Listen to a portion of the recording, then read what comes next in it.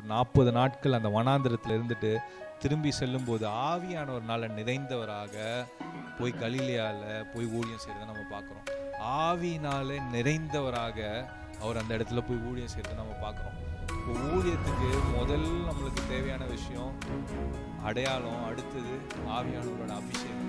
அபிஷேகம் இல்லாத ஒரு வாழ்க்கை, அபிஷேகம் இல்லாத ஒரு ஊழியம், இட் இஸ் நாட் எஃபெக்டிவ்.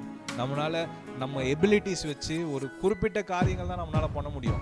நீங்கள் நல்ல பாடகராக இருக்கலாம், நல்ல பாட்டு உங்களுக்கு வருமா இருக்கலாம். ஆனால் அது மூலமாக நீங்கள் வர்ஷிப் நீங்கள் பண்ணோம் அப்படின்னு நினச்சிங்கன்னா அது கண்டிப்பாக யாருக்கும் பிரயோஜனமாக இருக்காது. நீங்கள் ஒரு நல்ல பேச்சாளராக இருக்கலாம், அதனால நீங்கள் நல்ல பிரசங்கம் பண்ணிட முடியும் அப்படின்னு நம்ம சொல்ல முடியாது.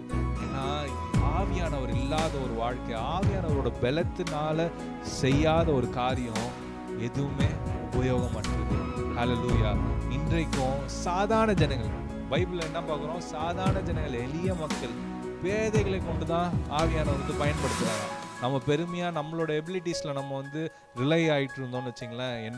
நான் நல்லா பாடுவேன், அதனால் நான் நல்லா வர்ஷிப் லீடர் ஆவேன் அப்படின்னு நீங்கள் நினச்சிங்கன்னா நிச்சயமாகவே நீங்கள் எவ்வளோ பாட்டு பாடினாலும் ஒரு நபர் கூட தொடப்பட போவது கிடையாது.